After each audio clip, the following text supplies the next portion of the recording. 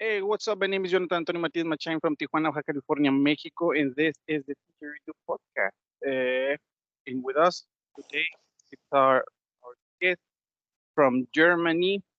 It's a player that has been a lot of players in Europe. Marc, Marc Miethe. Meithe.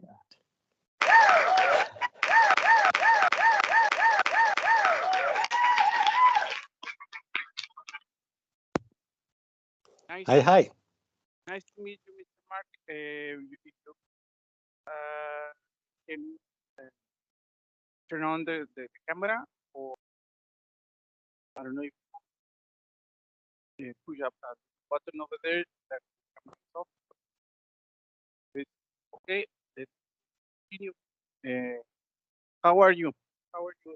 And how are you doing right now over there? Right now I'm doing good. It's pretty cold in Germany. Well, it's okay, -1. I come from a working week. Yeah, I've been working in garden a lot. So, and that always grounds me. I'm good. And you? Ah, so awesome. Yeah, over here it's. I was like, oh, I'm cold. I'm cold, but with your temperature, my temperature is thing because we are in 7 degrees, seven, yes, 7 Celsius. So minus 1 is like, oh, that's cold. Over here, it doesn't get so cold, but yeah, it's cold for us because in summer it can be 45, 42, and this, This is hot.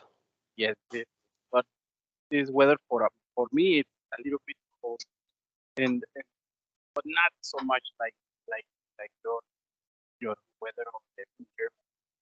Which part of Germany? What city? I live in the capital. I live in Berlin. In Berlin. Yeah, that's where I grew up. I'm a sixth generation Berliner, so a real Berliner. So awesome, so awesome. I hope one day can go over there because I have seen that it's like a paradise for buskers. Yeah, it is a lot of space, a lot of tourists, and it's a good busking place. Yeah, It, it's not so much. It's not so much like another kind of cities that they take away the buskers. I have seen a lot of videos, some uh, information in web that there is a lot of busker festivals over in Germany, right? yeah. It depends on when you play amplified and when you play loud amplified. They might interrupt you, but they will not take your stuff.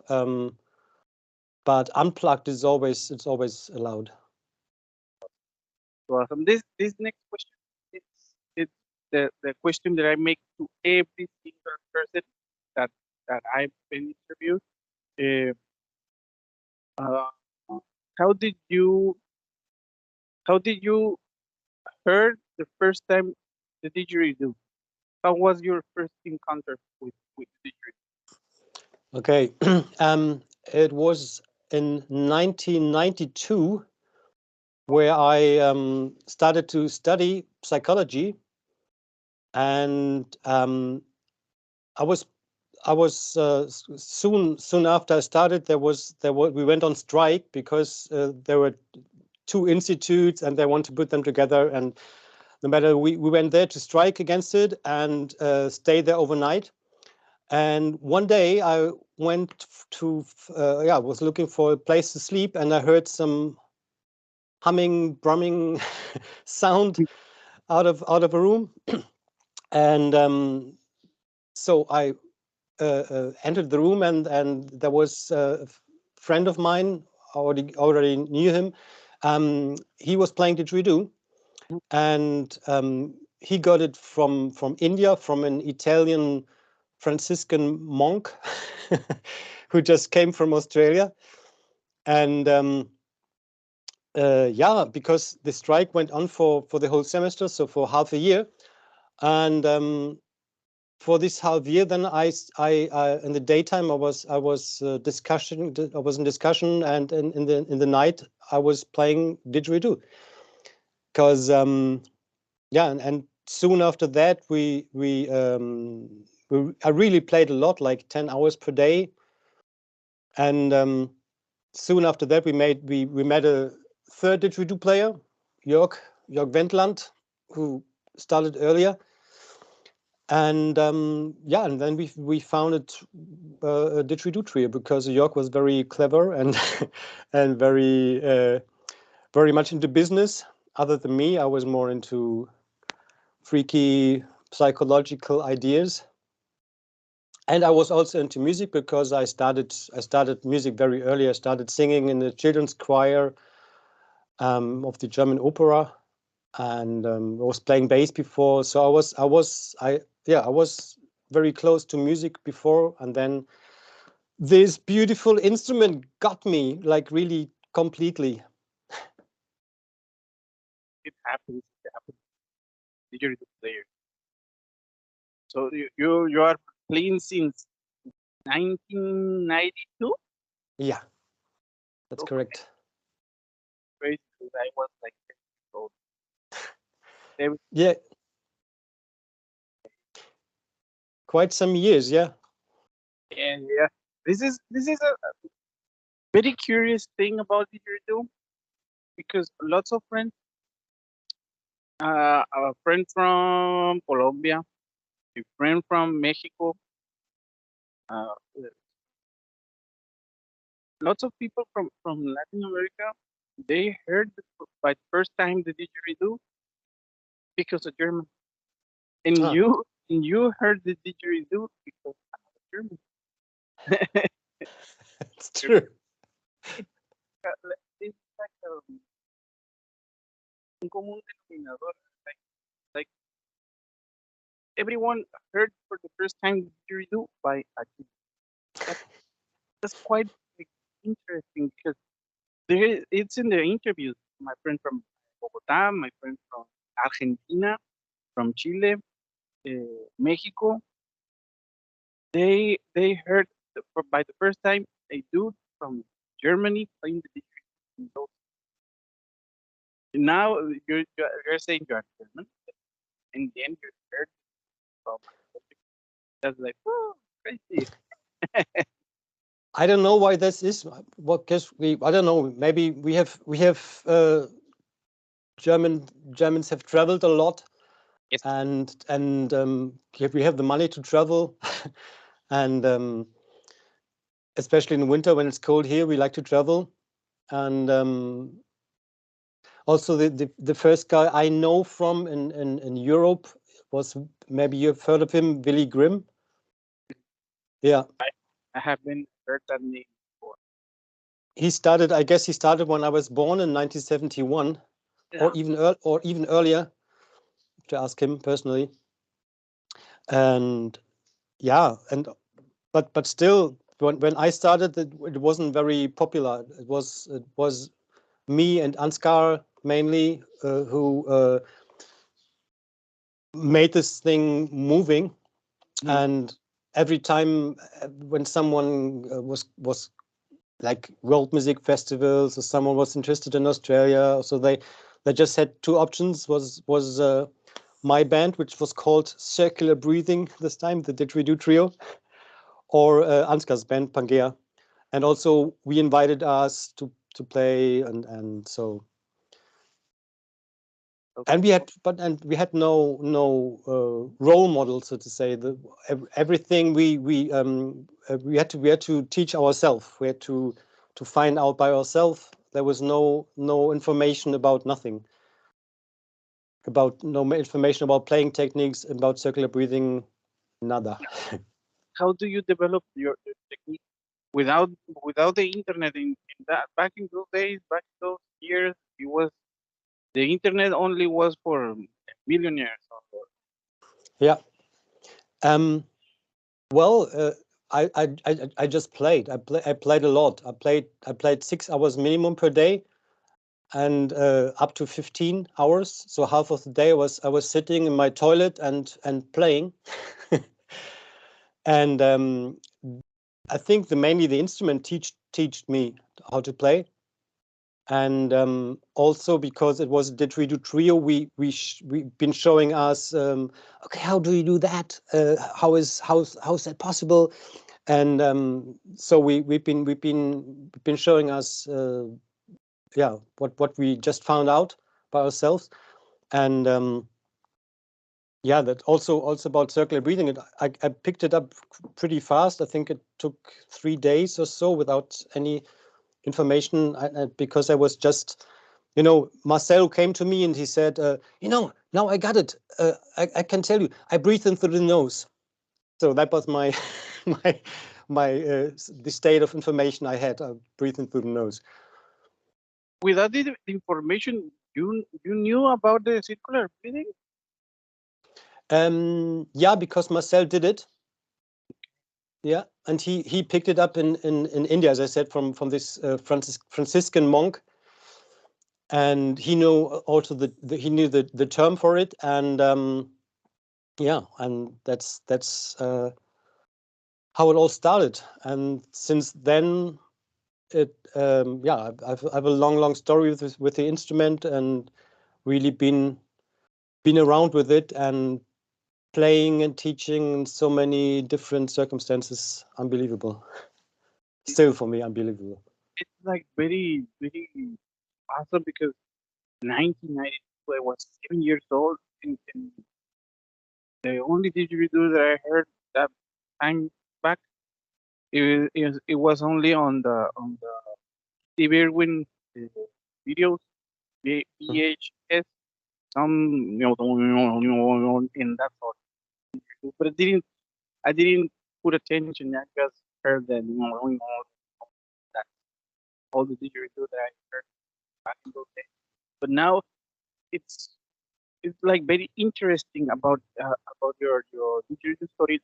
Um, how um, how do you see all this?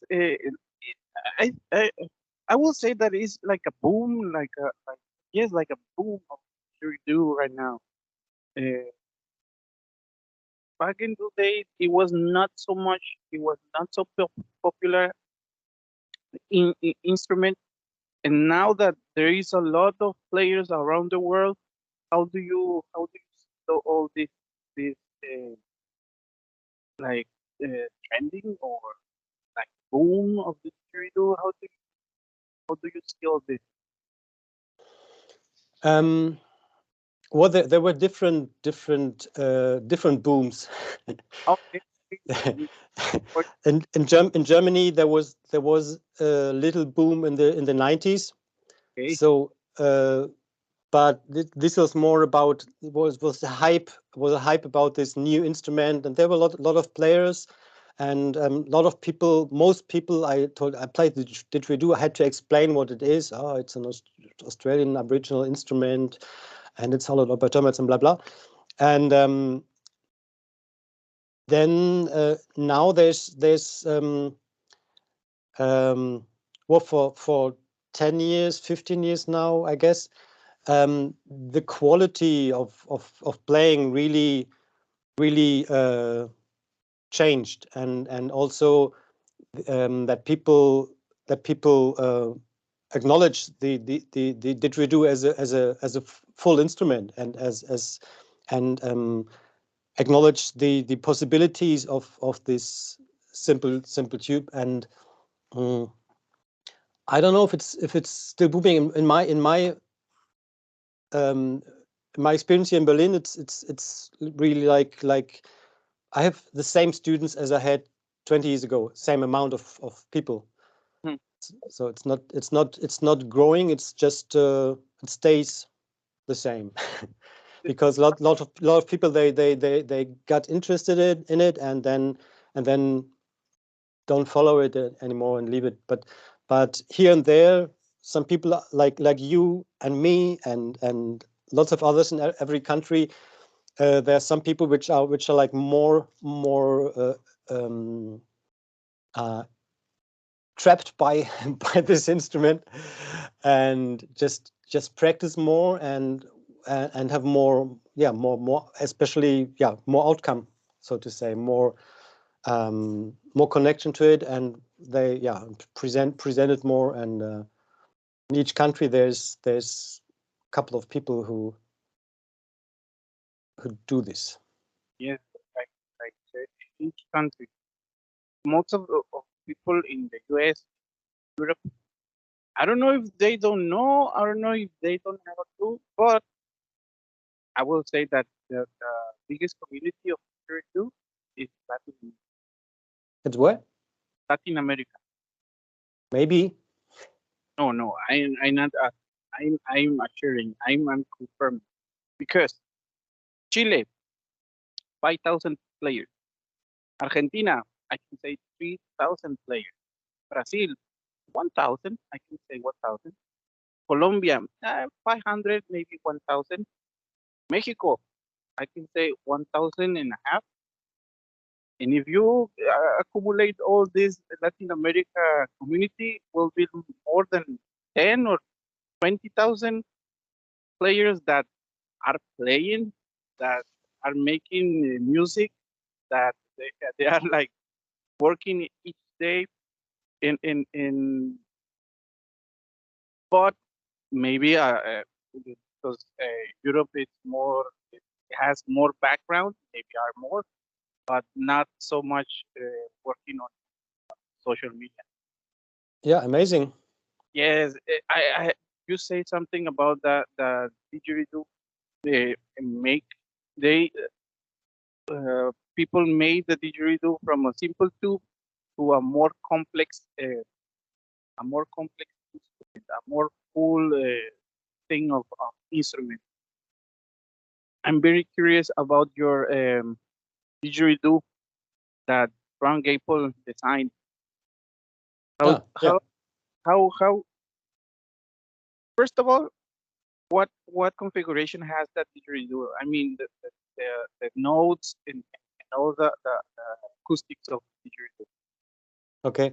um well, it is, first of all, it is designed in a way that I was choosing a scale that allows me to fit into minor and major scales. Mhm, So because it's a deep A, mhm, because I was always missing deep A, mhm, and um, I was playing because lots of music is an A, especially when I play to DJs. Every second piece is an A, mhm, and and so that was the main idea, to get an instrument that's where the tuning scale fits into minor and major. mhm, Yeah.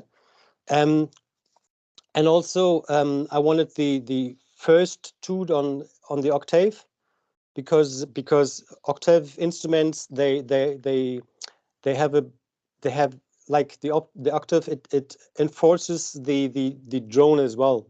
So mhm, when the octave is on the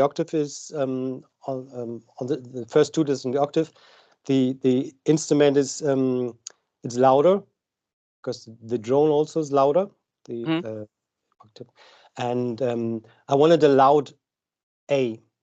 Yeah, I wanted a deep instrument which is loud. And so then actually the idea, or the request came from Jörg Unger, or Agavenschreiner. Mhm. He's working in a, not university, what is it, he's professionally working with wood and teaching how to work with wood. And he came to me and asked me if I had an idea. So, and I said, yes, of course, I have an idea, because he was asking others, and they didn't have any idea, and I had many ideas, but Sí. that was the first idea. And um, so he did it, and for me.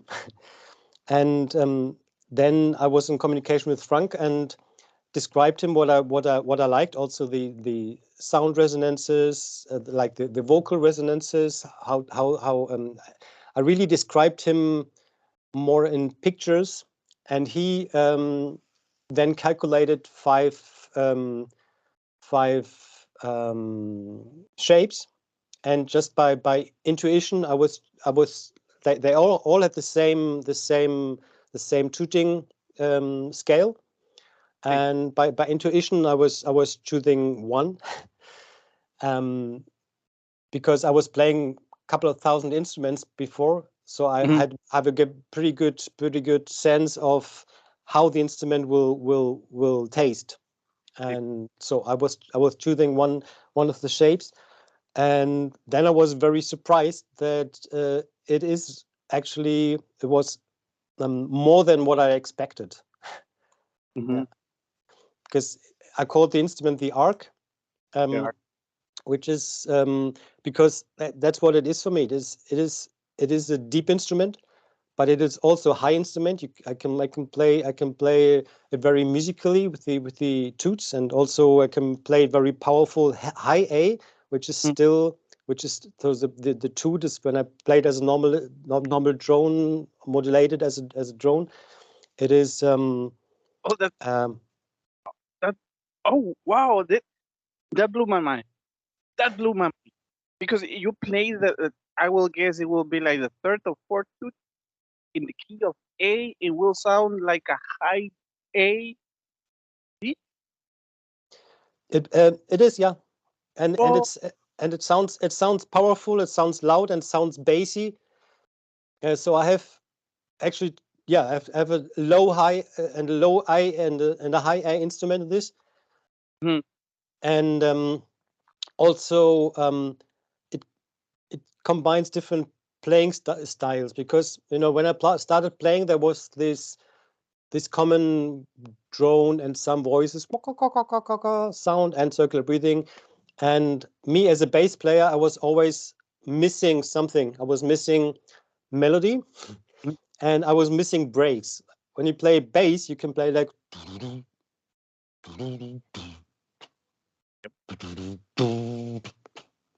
you can play with silence, Mhm. and that was somehow I was missing that, because the ditch is like this. It's always going. It's always going. Always going. Always going, and so that's why earlier I developed playing techniques where I play a lot with breaks, and this instrument yeah, it's a deep instrument that makes it possible for me to play break break style, to beatbox on it, to play like really condensed rhythmic playing, and also has this melody in it, which in 99% of all the cases, the melody fits into the music. It's, Yeah. it's so awesome. That you it will be like so fucking awesome because you are a bass player and you wanted to. This is how I understand. You want to do what a bass guitar, but on the didgeridoo. So I will guess that it doesn't matter what key, what root key is the song. You will be able to play because you know the range of your the art of the art, and you can play not the drone like everybody does. Like I have a little friend that I'm teaching him how to play, but he wants always tracks in the key of E because he's introduced in the key of E, and yeah, it works. Yeah. No, But huh? it Yes. doesn't it doesn't fit to any scale. It just fits to any minor or major scale in A, Okay. or And or oh, or to scales in E. No, on the other hand, I play the where is it? Here. I play the didgeridoo, mhm. um, and that's I love it because it's the most flexible instrument, where I can really. It's not the greatest sounding instrument, compared to wooden shape, but it has the greatest flexibility. And yeah, and that's where I play the bass line. And I also sing a lot into the instrument. And if the key does not fit, I mute my lips, and so if the harmonies are changing and the key of the drone does not fit, I mute my lips and sing into it. And yeah. Just a little favor from your over there in your screen. Can you push the camera icon? Sure.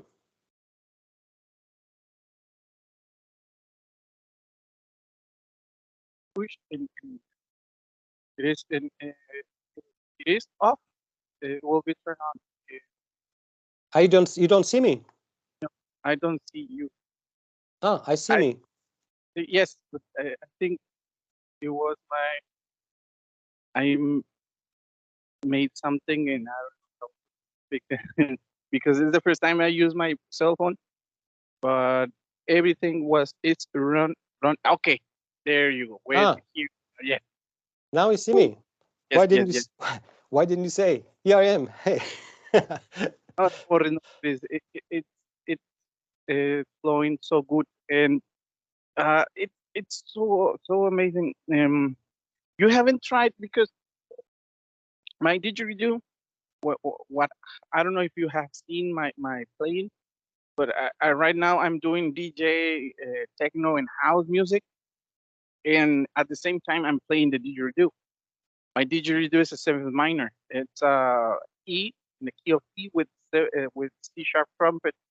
The thing is, my first trumpet is very close to the drone that it's in the same octave. So I have the tooth in the key of E and key of E, but it's not here or out of the octave. It's one, two, three semitones under the octave. So the sound of the tooth is like bassy and low.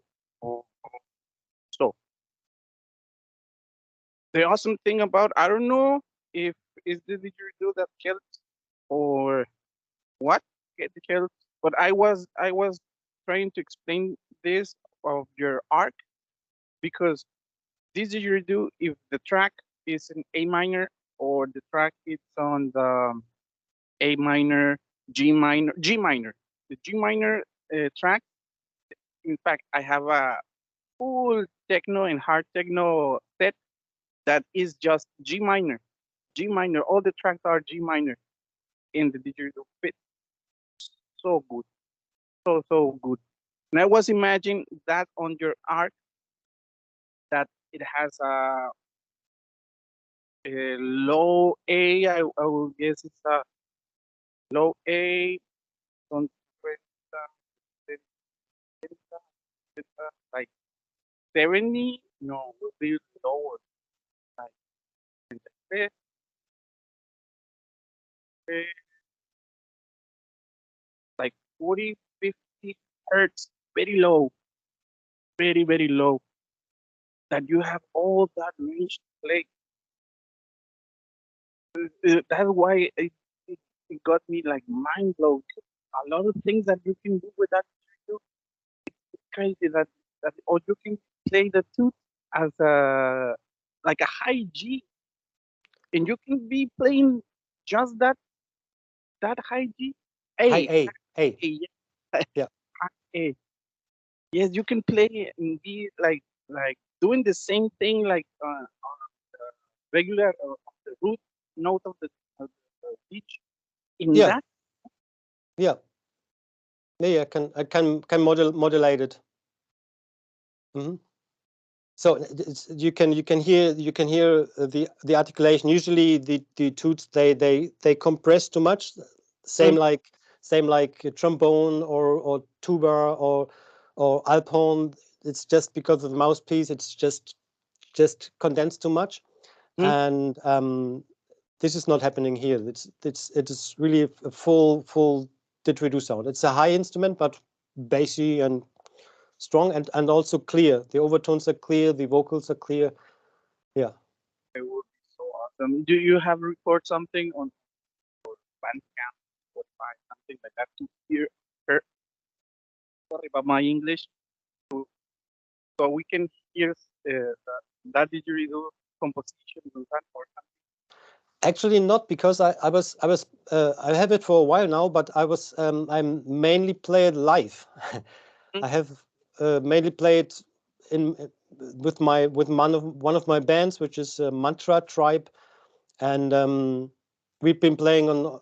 Usually, we play on yoga festivals. We like the Saturday evening disco on yoga festivals, and that's where I mostly play because most of the compositions are in A, and we also have extended tribal parts where we like freak out, Yes, and that's where it changed from the low to the high A and run it, keep it running.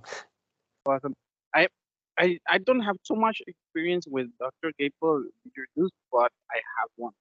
I have the Gypsy from Dan Plain and on a 3D print. On a 3D print. Sherizad, that one. Oh, oh, es el Popeye. You have the brother. No, it's what's This the is name? this is this is Sherizad. Okay, that's awesome. It's That also, yeah, with the drop octave mouthpiece. yes, the Yeah, concave Chevy. yeah. That's my specialty. Drop octave, multi drone playing. I'm a multi drone didgeridoo player. I So know, I know. I have it. I am following lots of didgeridoo players. I'm not well, how to say, um, I do not listen privately. I honestly I don't listen too much to didgeridoo music. I listen to lots of other music like jazz. That's where I come from. I come from jazz. My brother teach me jazz, but lots of world music, lots of rock, lots of electronic music, different, yes, and reggae, and I just love music. So I don't listen to too much didgeridoo music at home, but I follow didgeridoo players because I'm a professional didgeridoo player, and it's just this is my instrument. It's my heart, and it's so amazing. Like every single ditch player, even some of my students, the beginners, they have their unique voice on this instrument, and this is so amazing. And this is so it's like, yeah, like your voice on the telephone. You don't have to say, hey, it's me, Mark, my best friend. He will hear, ah, it's you. I don't have to say my name. Mm, And so yeah, I've been watching what you do. I've been watching what lots of other didgeridoo players do, and like really every player got some more, some less inspiration for me.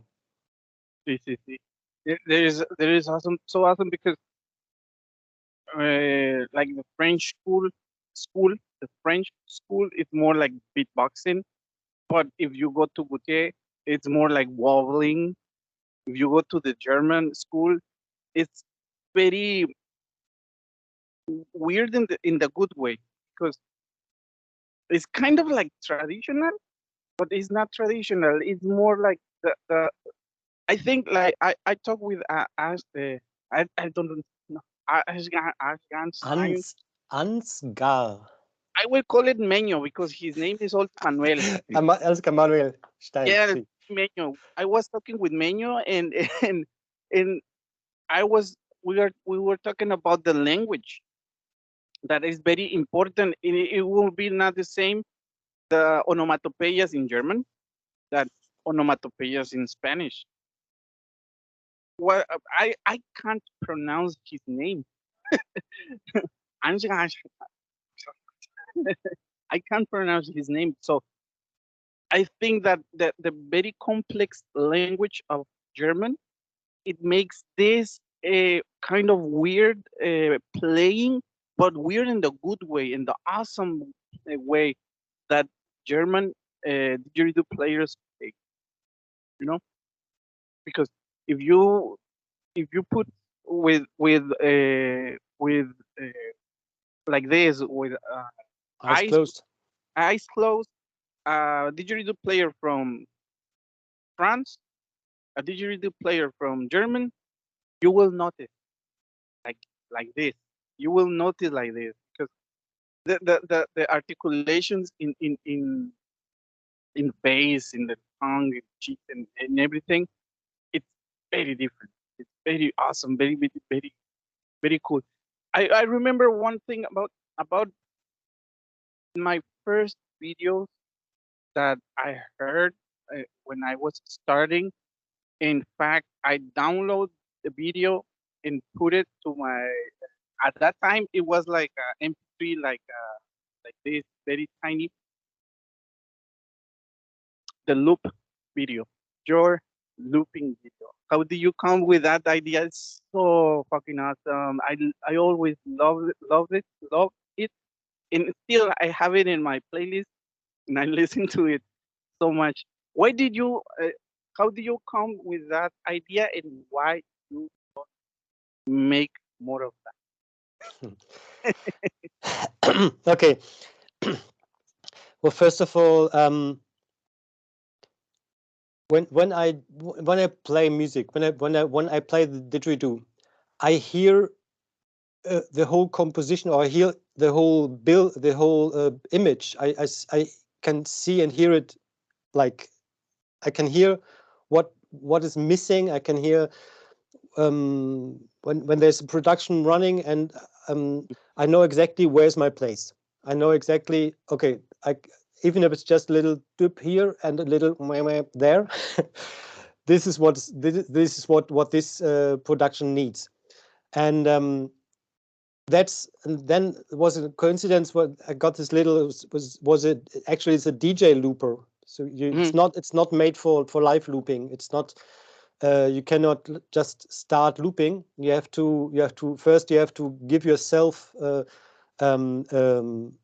click, so to say, like loop the first quarter note. Hmm. Then you have the timing, and then it's built up like in knobs. And this piece, Housely, what you're talking of, it was an improvisation. Was because with the social media and YouTube. um, when I was young, there was no YouTube, and there was no nothing. When I was a child, there was no internet, and and but I know the importance of the social media, and also YouTube. And from time to time, I have like an energy boost, and do videos like this Housely video, or but I'm also very perfectionist. So the young guys like you're just I don't know how old you are, younger than me. You just contact all the players and just do this podcast. You're just doing it, no matter what, Hmm. no matter of internet connection and blah. And my first social media contact was with it was MySpace. I don't know if Hmm. you heard yeah, I was pretty into it, and also was growing a fan base with my band Ditches Brew. And then MySpace fucked up. Yes. And I went to Facebook, and then I realized all this stuff, it's like really, it's sucking my energy. Hmm. It's also um, like producing one video after the other, and just bring it out. And I have an Instagram account, but I posted three. I think I have three posts there, which are like 2 years old, or 3 or 4. And I prefer to play concerts. I've now it's coming back after Corona. Before Corona, I had like 2 3 concerts per week. Hmm. Like not on the street. Didn't play on the street for long. and now it's coming back. And I have my family, and I have rehearsals, and I have studio jobs, and this is my focus. But from time to time, I have my energy boost, my little voice that tells me now you have to do another video, and like maybe you are this little voice now, which animates me to do a video with the arc and to do a video with another video with my looper. Now I have another loop. I have the big one, the Boss House 505. Yeah, it's about 505. I want that because it's so awesome, but it's expensive to convert to Mexican pesos. The euro is right now 19, uh, 1 euro 19 pesos, or $1 17 pesos, 100 expensive. But it's a good machine. So awesome machine. It's like the machine for the And beatboxers. beatboxers. Yeah.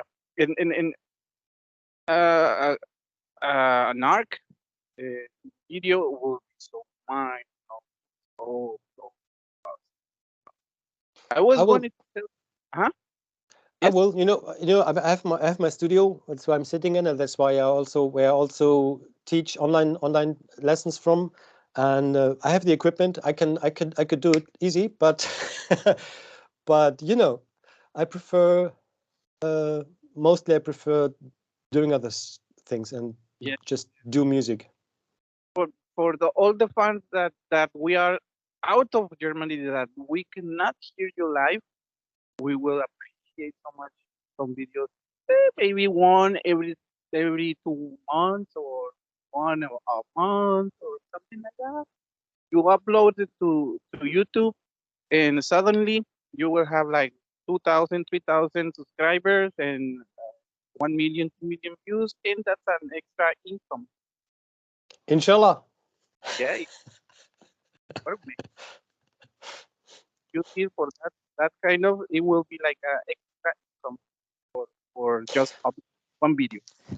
I know, and I also this is it's really like a theme for me to um because it's also making yourself visible, you know. Hmm. But also there's one thing like music. It's really to me it's one of the great arts of the moment. It's happening Mm. now. It's now. And same as dancing or sex or or or creative painting or it's a great art of which is happening now and um to really like come into this state of um becoming a kind of a channel or whatever, like being played. It's not me playing the instrument. It's like as if the instrument plays me or something plays through me or whatever. Um, and to see that, um, to fix that into a video, and to make it like that's it Hmm. forever now on YouTube. This is also kind of a process which I'm struggling with. Yes. Also, there's one thing with the DJ looper which I always loved was the erase all button. With one button, erase all, La done, chingada. finish. Yes, next one. Yes. So I was going to ask you what what was the your favorite didgeridoo, but I think you just designed it, My favorite what? didgeridoo, My favorite right? didgeridoo. That's no, it's not the arc. Also, it's I have a couple of instruments. Um, because the same as the players are so different. The instruments are so different, and every instrument has its qualities, you know. And of course, some instruments they get me more, and others less. But when I have for different occasions, I have different instruments. First of all, I've got every key of the, so I have 12 instruments plus 40 instruments to sail upstairs. And even, yeah, the didgeridoo, as I said, I love the didgeridoo as well, because I can do stuff with it that I cannot do with the arc. And I love this as well. And like most of my instruments, I have the same relationship as with the arc. And also, So in some cases, some instruments, they are very powerful, but I always have like different bands, but mostly I have one band which is like really rocking and really, yeah, danceable, tribal, fast, rhythmic, loud stuff. And I have another band which is more like soft and from more like hard rooted and more. And some instruments, they simply, they're not made for this. And I love both sides, and that's, yeah, I love the variety. I hope. Well, okay, I was listening to some songs that I love. That scale is the Frisian fifth dominant, and I was like, what if if it is possible to do with that? I decide to contact Mr. Gapo, and he make it possible. He Ah, made it possible. The bad thing about uh, my situation here in Mexico is there is not so much money. But if you can make it that possible, if you like that didgeridoo, if you want to do it on CNC, because I see that most of the didgeridoos of Dr. Gaper are made on CNC, right? Yeah. yeah. Over here, I tried to explain the CNC workers what that I wanted. They didn't know. They didn't have a clue. They didn't know how to do it. I was, I want just a fucking tube, but they were doing the opposite. They they thought that I wanted the big thing with the. They didn't know it was very but that didgeridoo is in the key of E, with the first two in the key of B, and what all the scale like you. I don't know if you have heard the 47-2 of Tool music, the song. No. Maybe It, if I hear it, I will recognize it, but not by name. the scale is it sounds like Egyptian, something like that. I don't remember the exact note, so I can tararearla. Um, uh, I have one song of Boris Brecha that it has that thing, but I don't know how to sing it. But that will be an awesome another kind of approach to the didgeridoo on the on that didgeridoo and on that instrument in particular. It's Frisian dominant fifth. The first two, it's very low. That is the fifth from the drone. So Hmm. it be like very interesting. And how much pardon, how much people do you have teach over the over these years? Because I heard and I was talking with other players that you teach on Lisbon at Pat Festival, you teach on Spain, you teach on a lot of places. How much players that right now it's like they are like big on the Tjridoo community, and you have teach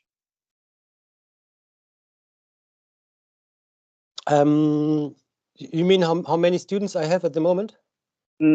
kind of, yeah, but I mean that over there in Portugal you teach some of the players that they are still playing in Spain in some places, and yeah, how much Yeah. didgeridoo students have do you have? Okay. Well, all together in all those years, I cannot say. I don't know. A couple of thousand students. I don't know. I never counted.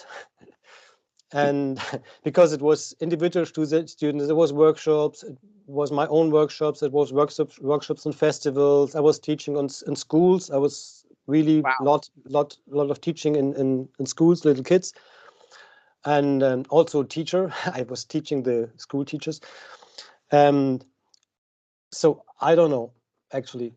In the moment, I have not too much. After Corona, still, no, I'm teaching more online, Hmm. and it's like it varies like 5 to 10 students per week. It, Yeah. that's a good amount because I don't know, over here there's like in my city. In my city, I'm the like 3 million people. I'm still the only one. Like it's like I want It's like three more million. 3 million people here in Tijuana and still growing because over here is they call it the immigrant city of Mexico. Everybody comes to Tijuana and everybody stays in Tijuana. Everybody comes to Tijuana so they can go to the US, but they see the situation of the US and they stay in Tijuana. So we are growing and growing and growing and growing. And still the only didgeridoo player. And it amazed me that uh, there is 10 didgeridoo students. It's a lot. And You also, I'm not the only professional or really good didgeridoo player in Berlin. There are others like Marcos Andreu. He's living in Senior Marcusen. That's his artist name. He's living in Berlin. We actually shared. He was sharing rehearsal room in this room here. His machine was standing here where I'm sitting now. And Carlo Catano. Carlo Catano. That Oh, there might be secret connection between Berlin and Spain, because I was teaching a lot in Spain. I traveled a lot in Spain, and two very good players are living in Berlin. And yeah, and also yeah, but the others are not so much known. Like Alejandro, he had actually he's from Chile, or his parents are from Chile, I guess, or Argentina. I don't know. Alejandro Blau, he was the organizer of the first Dreamtime festivals back in 2000. Blau, Guatemala. Guatemala, exactly. Yeah, yeah, Alejandro Blau. yeah. He's still active, and yeah. There's a lot of players. It's like very, for me, it's very mind blowing because the closest didgeridoo player that I have is like I can say 1,000 kilometers, 1,000 kilometers away from me. Oh my gosh. Closest, the closest. Uh, or if we can go to, if we look to the US, it's like uh, 300 miles, 300 miles, 500 kilometers. And it's very complicated because I have the border. Just if I walk to the north is just exactly in my back. I just have to walk 10 minutes and I'm in the border fence. And I can see the US. I can see San Diego, I can see ay, ¿cómo se llama? El muelle, where the boats, I don't know. So you are a pioneer in your area, as Yes, I was in my area 30 years ago. yes, yeah. I want more digital players, but it's like here in Tijuana, how to say that? But here in Tijuana, it's very weird. The musicians, they want just the people around, they just like reggaeton. I fucking hated that shit. And music, Mexican music, but this kind of Mexican music that makes the drug dealers look like they are heroes. and I fucking hate that shit. And there is another music style that it's copied from polka, Mhm. but they made it at Mexican style. And also, I don't can stand that kind of music. And the people that here in Tijuana, they just want to hear that. If something sounds weird, like Didgeridoo, yeah, Well, it's what I have to deal over here in Tijuana. But the good thing is that not all the people uh, is like that. Because if I park in any corner in street of Tijuana, I make good money. That's a good that's a good advantage that the didgeridoo is weird. Some people don't like it. Some people like it, and I make my of this. Um, some last words for the just for the this um, podcast was I thought this podcast was for the Latin American community that can know about the didgeridoo more and more and more and more. So that was the main reason that I made this podcast. And I was saying that one last word for the Latin American community or for the community in general of the didgeridoo world. oh, great. um, I would say um, find your own voice. Find your own voice. Yeah, of course, you can be inspired and copy other players, and but and you cannot avoid this because music in general, it's a big copy system. Even the greatest like Bach or the greatest classical composers, they are in a tradition. But um, yeah, I want to hear all of your individual voices. Like after copying, after being inspired, go back to your expression, go back to your unique expression, and find your voice and connect to your instrument. Your true teacher is your instrument. It's not some YouTube videos, and so it's this this instrument which is your true teacher. Yes, like you say that it's a copy from a copy from a copy, like Deep Purple. Dun dun dun dun dun dun. It's a Beethoven, but backward. And you cannot avoid this, yeah. Of course, but when I was listening to Andrei Schmelkel, for instance, for the first time, I was like, is he playing the same instrument as I do? It looks like a didgeridoo. Okay. But he was using it in a complete different way because he was following his own path. He was playing deep instruments, and he was teach by this whatever it was. And now there are lots of uh, copies of Andre and lots of copies of Dubravko and some copies of Mark, which is fine, which is Copies of absolutely, and of course, and which is absolutely fine. But then that was also part of my struggle when all those new players came, and I witnessed, wow, okay, oh, lots of good players have been amazing. Um, to be inspired and not to copy and really stay true to myself. That was my biggest issue to really to integrate beatbox, which I did before also because I was working with beatboxers and they teach me stuff, and before I get to know Salem and Gautier. And yeah, that's really the biggest thing, I guess, is to really make an intimate connection to your instrument and find your expression. like you say, this is going to be one of the phrases. Find your own voice.